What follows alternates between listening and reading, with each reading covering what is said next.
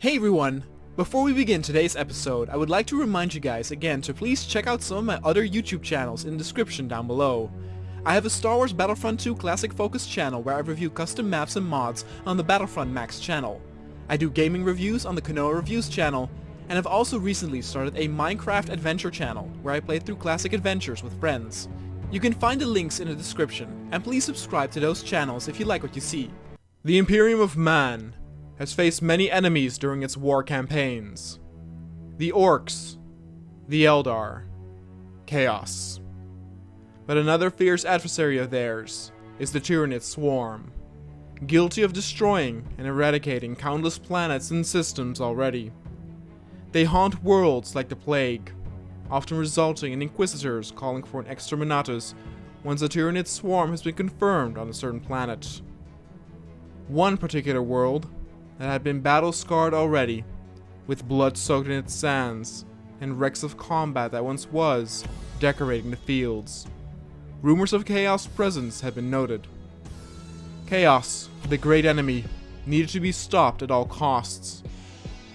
In a barren desert, a large, ominous ritual site had been discovered, but no immediate Chaos units were spotted in the near vicinity.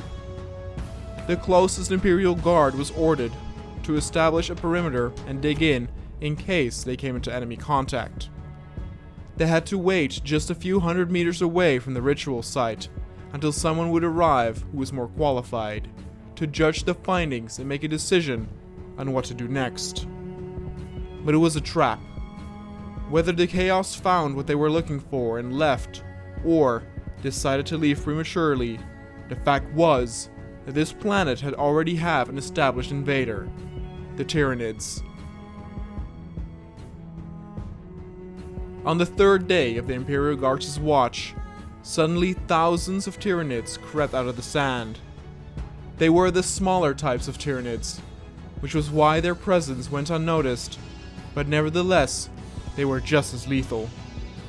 The alarm was immediately raised, and all personnel headed towards their battle stations. There was silence over the entire trench line. The only sounds that could be heard were the shouts from the commissars, entrusting everyone to stand their ground for their emperor. But many of the Imperial Guard were trembling. Almost no one had faced the Tyranids before, but all knew one thing. When one were to face off against an Ork and perish, chances were high that it would be quick, and one would be dead right before much pain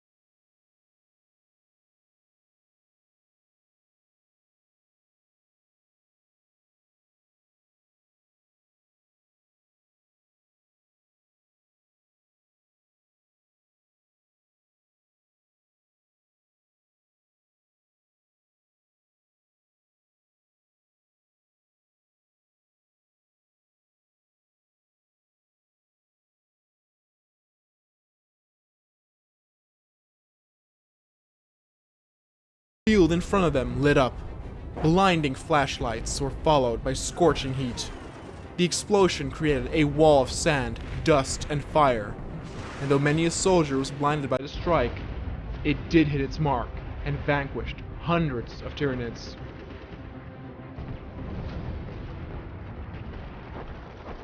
By now, some of the Tyranids had reached out further into the sandy hills behind the trenches. Many of the soldiers here were still unscathed, but that was all about to change. Part of this was to blame for many soldiers running out of the trenches.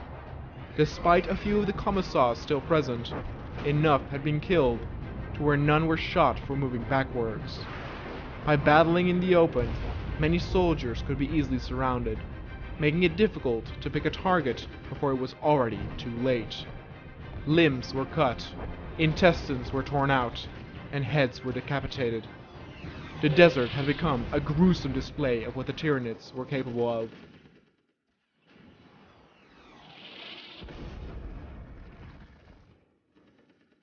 The battle had already been lost, but through the chaos, some had not realized this yet.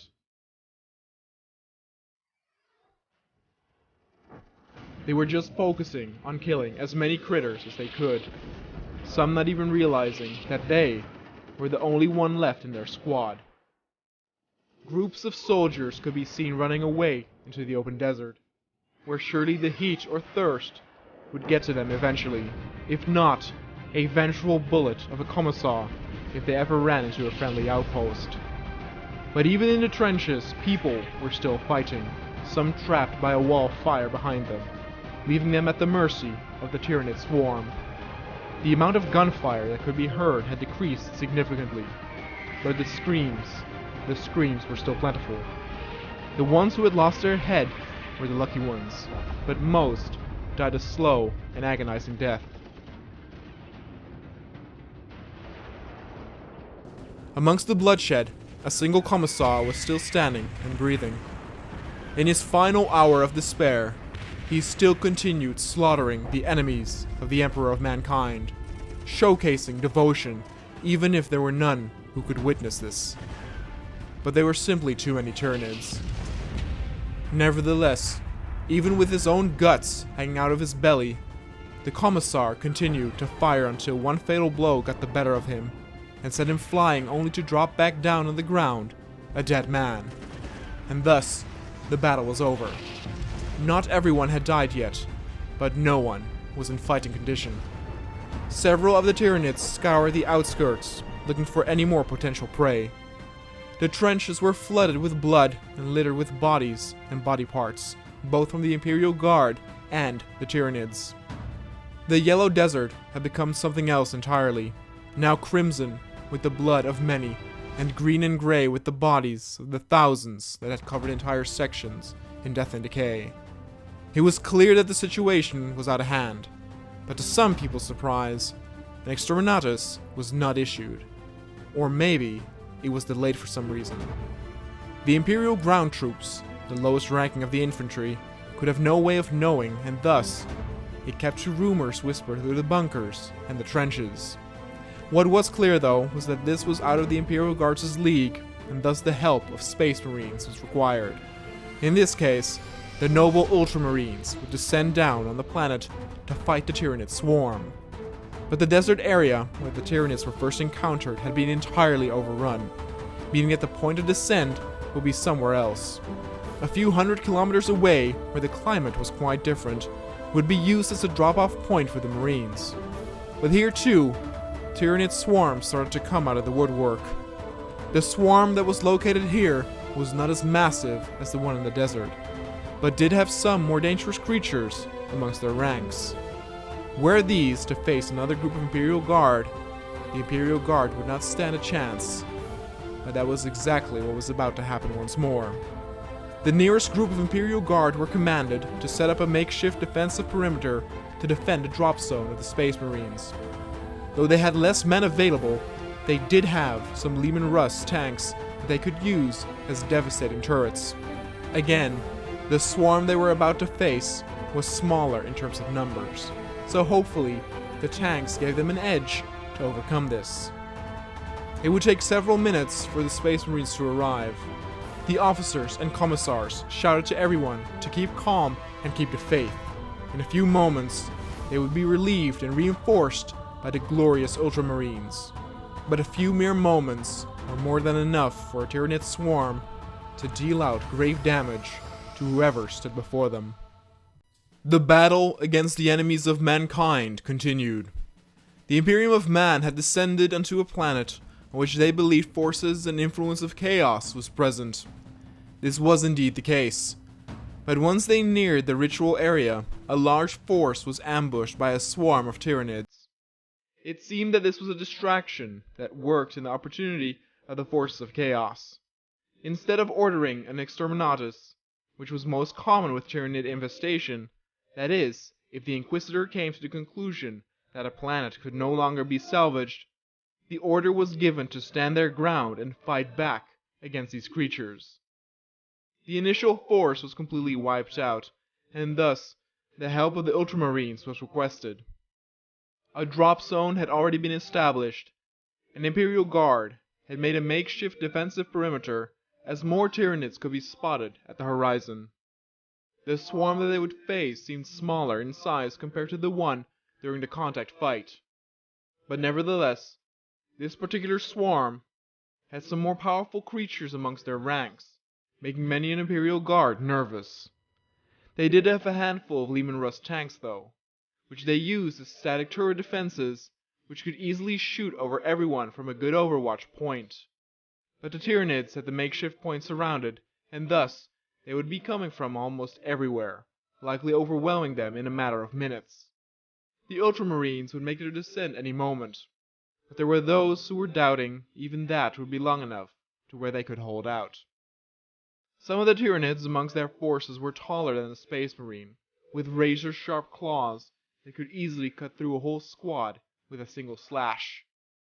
They were built for killing, the ultimate predator. The sounds they made and the screeching filled many soldiers' heart with fear. And when all the Tyranids were in position and had them surrounded, the attack commenced. The ground began to tremble as they leaped forward and started to head towards the makeshift defensive point. The weaker and smaller units were ahead of the swarm, as they would take on most of the punishment and be used as sacrifices, so that the bigger units could get close enough to make the kill.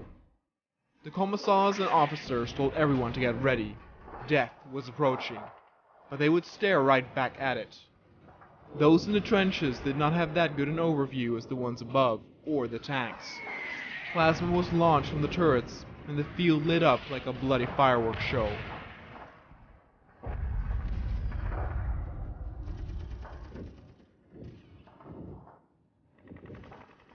It did not take long for the infantry to notice more Tyranids coming from different directions from the corner of their eyes. Commissars pointed out targets for those who failed to find one amidst the chaos.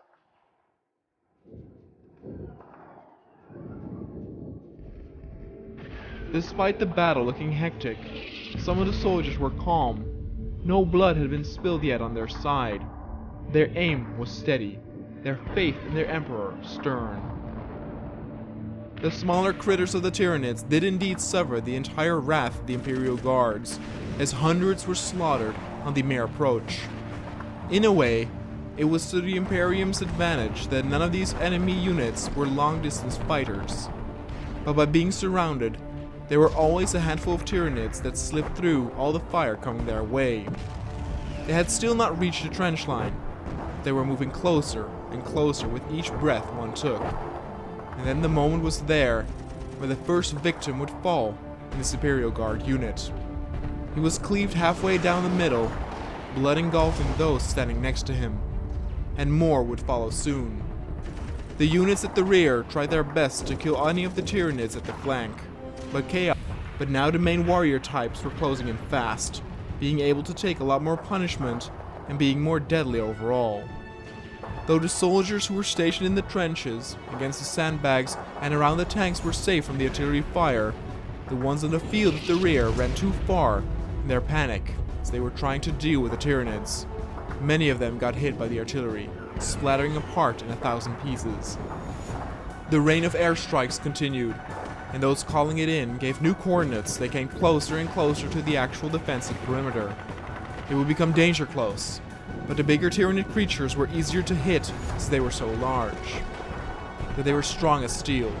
Most infantry could only shoot off a few limbs, making the Tyranids still lethal as ever. And there were some who let fear take hold of them and could not even fire off a single shot once they laid eyes upon one. For those, it did not end well. Most of the front of the trench line had broken. Bodies of both Imperial Guard and Tyranid lay sprawled out or in pieces amongst the ruins. By now, some could in fact retreat back up behind the sandbags to give themselves a bit more cover. Ironically, the Tyranid bodies were so en masse that those that were still approaching the trench line were slowed down, as they had to step over multiple corpses of their own kind. The Leman Russ tanks, however, could still cut through the larger Tyranids like a knife through butter. Many sought cover behind them as they felt somewhat safe. But the issue now was that the direction of the airstrikes had moved in such a way that the Imperial Guard were right under it. Commissars shouted everyone to dig in and keep small while still firing at the Tyranid filth. In some ways the battle had died down a bit. In the distance no more Tyranids could be seen approaching, and all the fighting that was happening was in the direct vicinity of the trench line. But the remaining Imperial Guard were not that many, and there was still the danger lurking of being overrun. Many wondered when the hell the Ultramarines would show up. But then the Imperial Guard units took their worst hit yet. Since the artillery was so danger close, it had every chance to hit right on top of the soldiers. And so it did. The Leman Russ on the right got struck by a blinding explosion, sending sand and dust flying everywhere. The explosion made the ears ring of anyone standing near it. It was such a devastating blow that it was never clear how many soldiers were lost that were standing around the tank for cover. What was known though was that despite the Leman Russ tank taking damage, the crew inside were still unscathed, if a little shaken up, and continued to fire against their enemies. Many of the soldiers around the sandbags were covered in sand, many having to hold fire to rub it out of their eyes. But the amount of screeches that could be heard had diminished.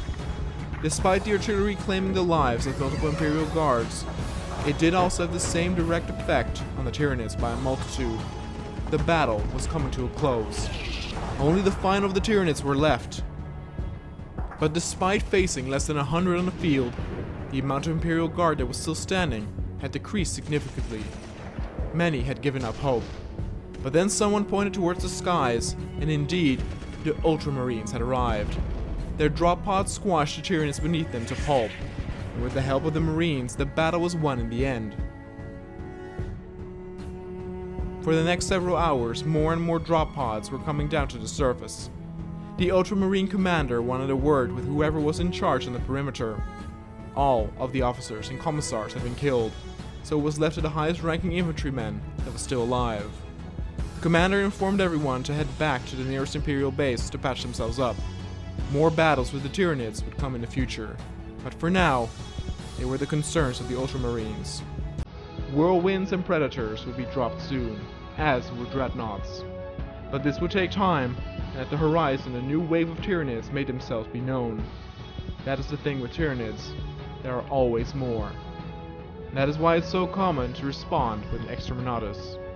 The commander called his loyal Ultramarines to his side, and told them to rebuild a defensive perimeter with this time whirlwinds behind them.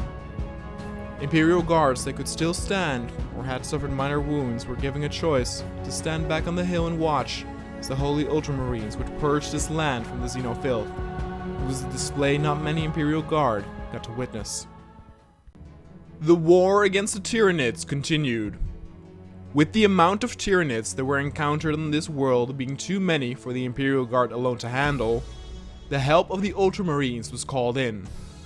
They stood there on the fields, proud and battle-ready. They rebuilt the defensive perimeter as still more battle brothers were dropped in from orbit.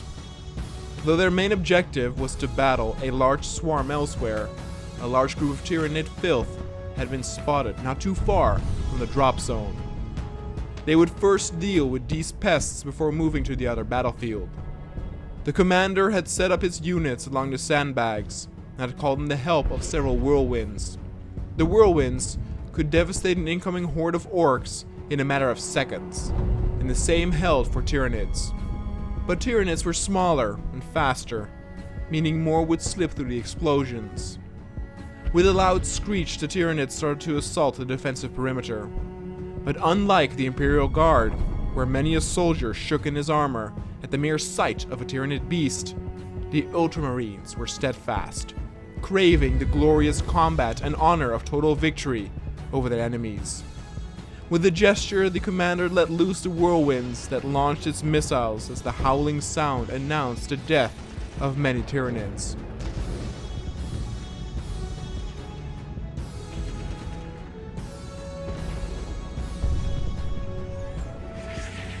The explosions were glorious and awe-inspiring, as entire groups of Xenofilth went up in red mist. The Ultramarines cheered and praised their emperor at the sight of this destruction and death.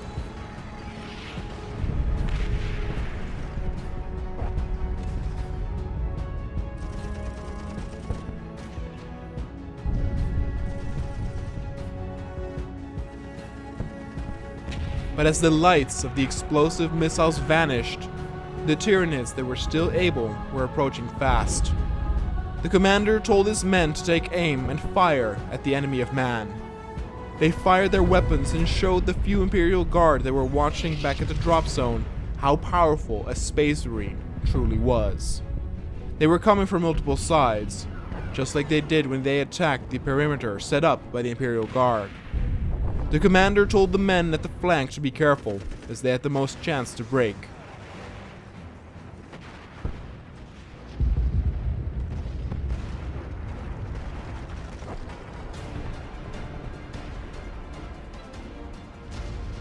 The powerful warrior Tyranids were able to cut through their armor and severely wound a Space Marine as well. But a Space Marine could battle on with wounds so severe it would bring the most powerful man to his knees.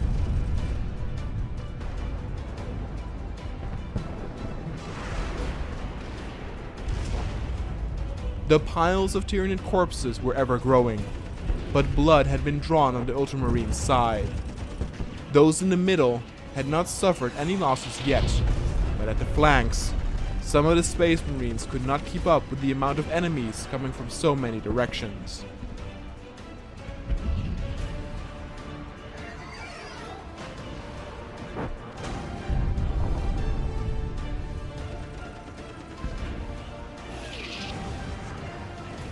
The first of the Ultramarines died. It was like a death by 1,000 cuts, as the Marine had been struck down by a swarm of Tyranids. But losing brothers in battle was inevitable. It did not decrease the battle spirit of a single Ultramarine. The commander was still assured of victory, even with his right flank taking multiple casualties, as Space Marines were decapitated and ripped to shreds.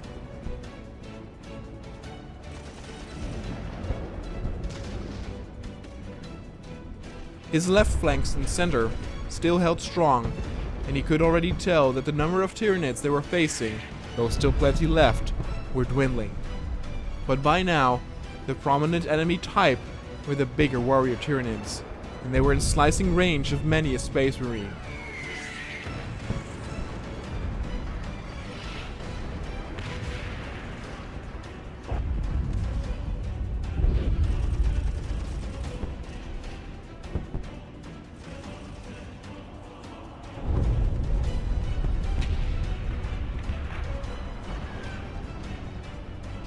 The flamethrower units continued to scorch the aliens, while the commander now heard that the left flank was taking casualties too.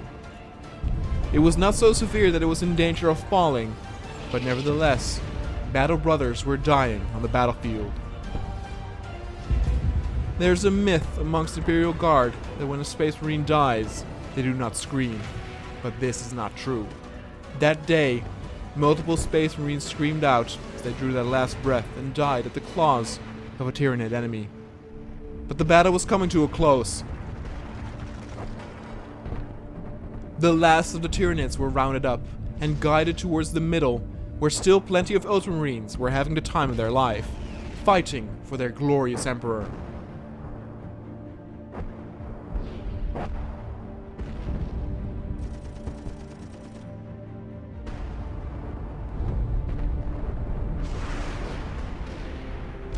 With the last of the Tyranids slaughtered and the dust settled, it became clear how many Ultramarines had lost their lives during this first assault. The commander held a small speech in their name and told his battle brothers to honor them, but not to mourn them, for they received a glorious death in fighting for their very own emperor. With this battle having ended, the next one already presented itself. Many more were able to get close before coming at an angle to hit them. And with the ranged units in the swarm, it would be undoubtedly a bloodbath. But this was what they trained for. This is what Space Marines do. And whether he liked it or not, the Emperor's will was absolute.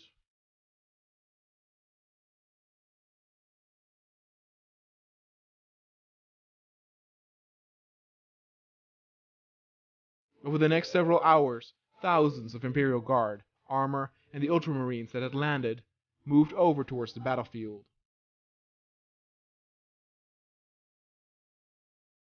Despite facing unlikely odds, many Imperial Guard were very excited to fight alongside the honorable Space Marines.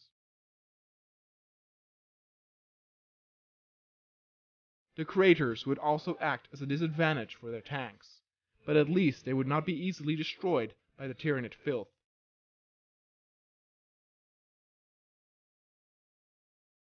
A lot of men would die on this day, both Imperial Guard and Space Marine. But all hoped and knew in their hearts that they would not go down without a fight and would bring down this enemy of man with them.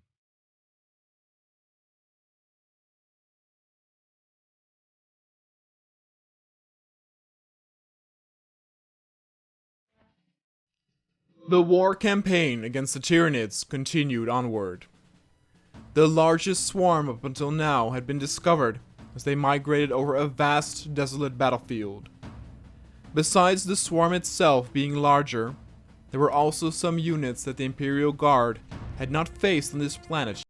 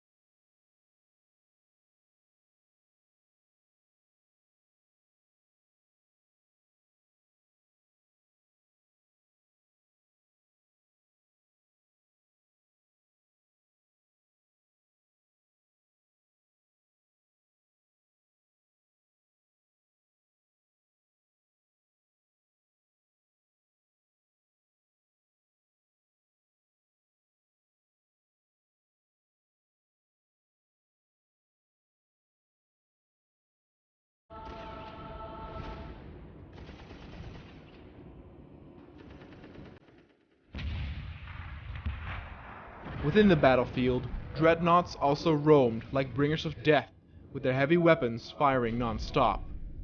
The Tyranids splattered in 100 pieces whenever they would come into contact with them. At this point, it was difficult to pulse if the Imperium of Man was winning this battle.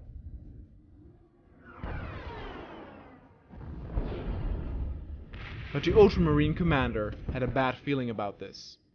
He thought it was foolish to send in all men like this in the open, with even now aerial Tyranid units having been sighted as well.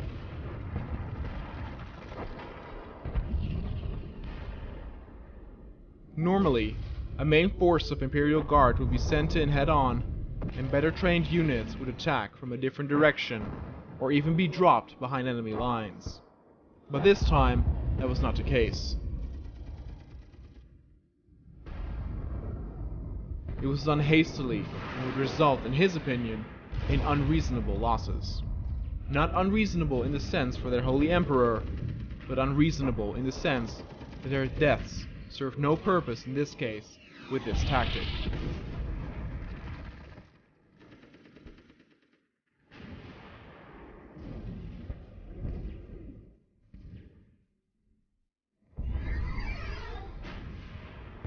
And over time, the battle did indeed not go into the favor of the Imperium of Man. Despite killing tens of thousands of Tyranids, more and more kept rushing in, slicing and ripping Imperial Guard units to pieces.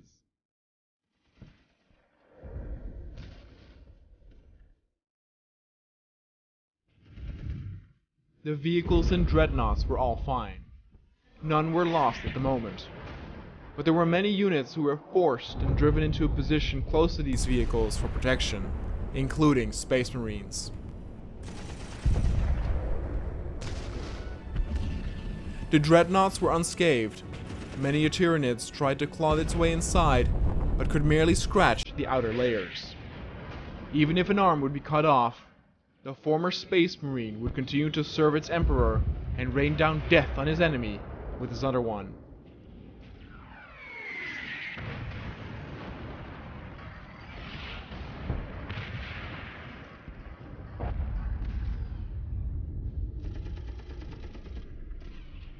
The tanks and armor units kept moving to avoid being rushed and piled on by thousands of Tyranids. The key here was to keep mobile. Within this bloodshed, many a Space Marine had also perished, their huge bodies and armor laid on display among the limbs and blood. But nevertheless, their courage did not waver. They would keep on shooting until the last man.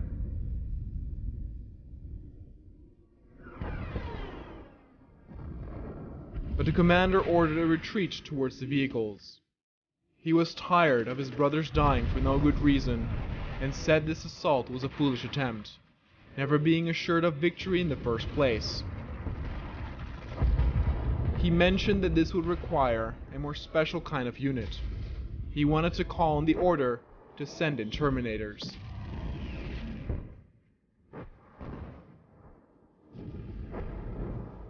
The dreadnoughts would provide cover and push the Tyranid line back by heading forward towards the enemy artillery units.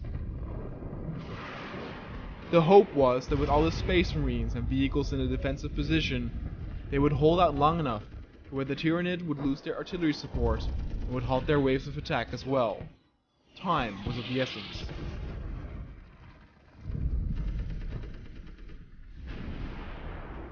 More and more Ultramarines died, and despite the defensive position being very effective in killing thousands of incoming Xeno filth, it did bear the danger of being easily overwhelmed or surrounded.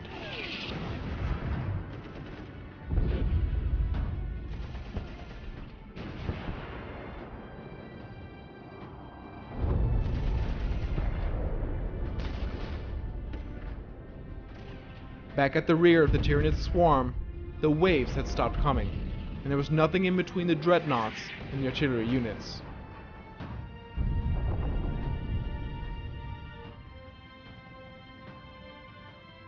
They had no form of self-defense in such a close range, and so it was like a turkey shoot for the dreadnoughts.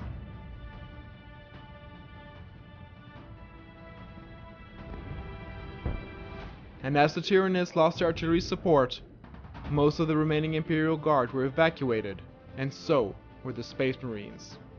The commander laid his eyes upon the flying units yet again, and confirmed his wish to have Terminators being sent in to finish this job. And so over the next few days, the orders were given out, and a large group of Terminators would indeed be sent in to deal with what was now the largest horde yet. Hundreds of thousands of Tyranid scum, both melee and long distance, were now also accompanied by flying units en masse. It was a swarm that could eradicate entire cities in a matter of minutes. They were so massive in number that it would bring any man to its knees in fear at just the sight of it. But not a Terminator. A being that was bred for death and destruction, even more so than a tactical marine. The commander of the Ultramarines awaited their arrivals. This was their own personal battering ram. When they arrived on the site, one of the sergeants asked how many would come. The commander answered with 24. It was rare to have this many Terminators act out at once, but this called for such a situation. All of the Terminators lined up on top of a hill to provoke the Tyranid swarm to attack. When the number of Tyranids they would face were mentioned in the few hundreds of thousands, many Terminators stayed quiet, until finally one brother opened his mouth and expressed that he almost felt sorry for the Tyranids. Almost. After a devastating battle on the open field, facing the Tyranids head-on, the Imperium of Man needed to resort to more specialized units to deal with the situation. A few miles from where the battle had taken place, hundreds of thousands of Tyranids had been spotted, the biggest horde yet that they've seen on this planet. Among the regular warrior units, there were also thousands of gargoyles, flying units that could attack from long distances, making them incredibly deadly. They were all fixated on the hill in front of them, for before them stood a long row of some of the deadliest warriors the Imperium had to offer, the Terminators.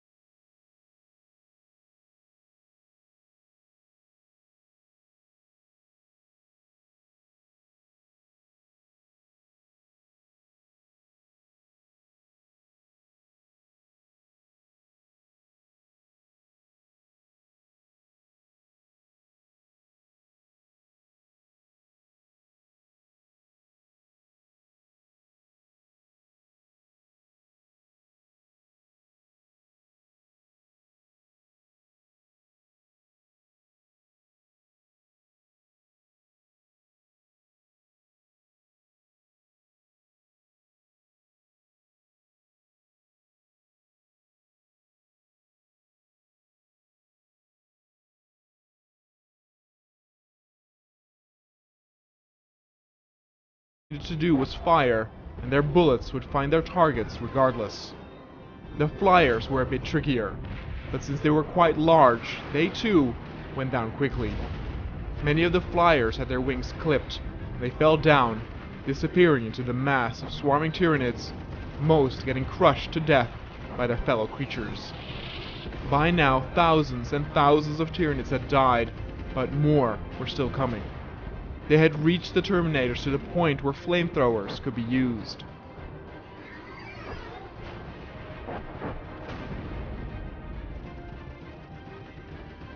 As the horde just kept moving and moving, not slowing down pace despite so many losses, the scorching heat of the flamethrowers colored their bones and scales black.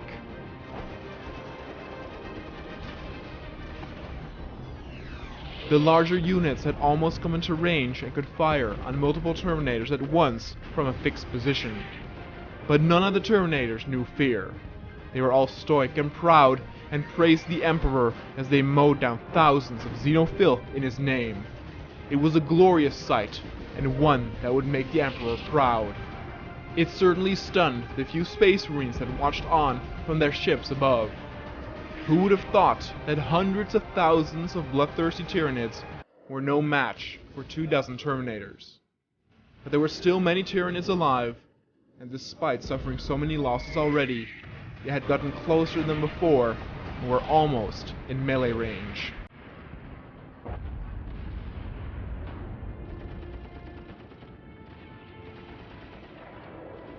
But the Terminators did not fear facing their enemy up close as well.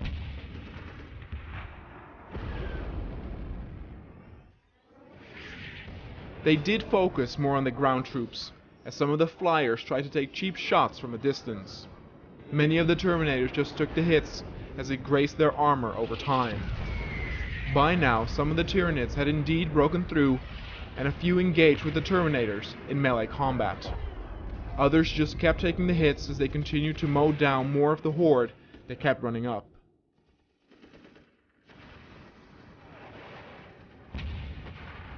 By now, the end of the swarm was in sight. There were a few thousand left, but these were but the last stragglers.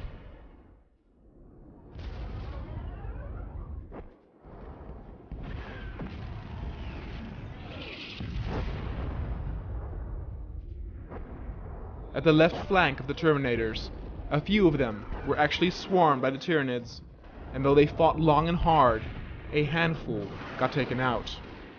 But they were sent back up to fight another day, for a Terminator could endure punishment that was torture for even a Space Marine and still live. The Terminators would just fight until they no longer could, not until they died.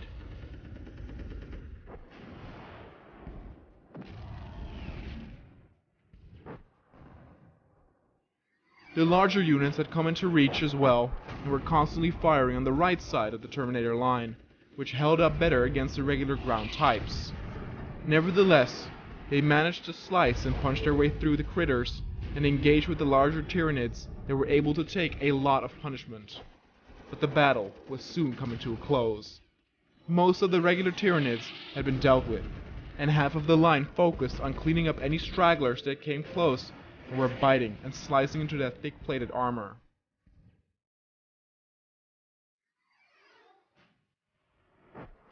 And the others would focus on the larger leftover units still on the hill, that even though being able to withstand a lot more punishment than regular units, bit the dust eventually. And with that, the battle on the hill was over.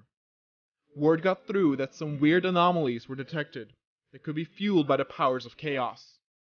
The Terminators would be extracted within minutes, after which orbital bombardments would flatten the entire area, soon followed by a full-size destruction of the planet itself.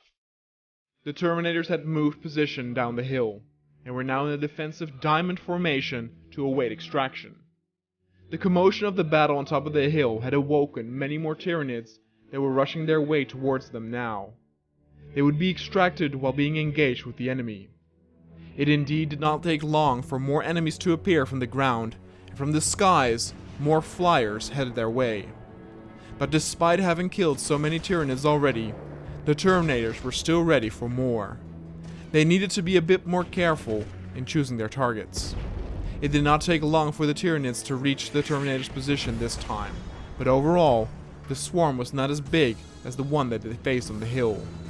Nevertheless, more and more kept coming, and they did realize that if they were not extracted soon, they might be overrun.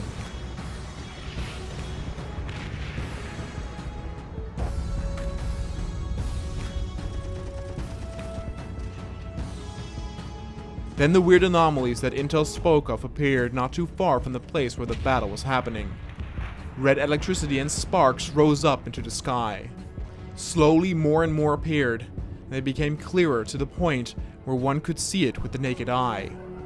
The weird phenomenon also did not escape the Terminators, and they knew they would be extracted at any moment. They needed to hold out just a bit longer, and their exit was announced with the beginning of the orbital bombardments. Blinding lights appeared from the sky, unleashing scorching heat and destruction to all that surrounded it. This spectacle illuminated the skies for miles, leaving many of the Tyranids dead in its wake. And the beams of light did indeed also announce to the Terminators they would be relieved, and each got transported back into the ships, many satisfied with the bloodshed they had witnessed that day. For the next couple of hours, the orbital bombardments continued all throughout, reducing the Tyranids and the planet itself into nothing but ash and dust.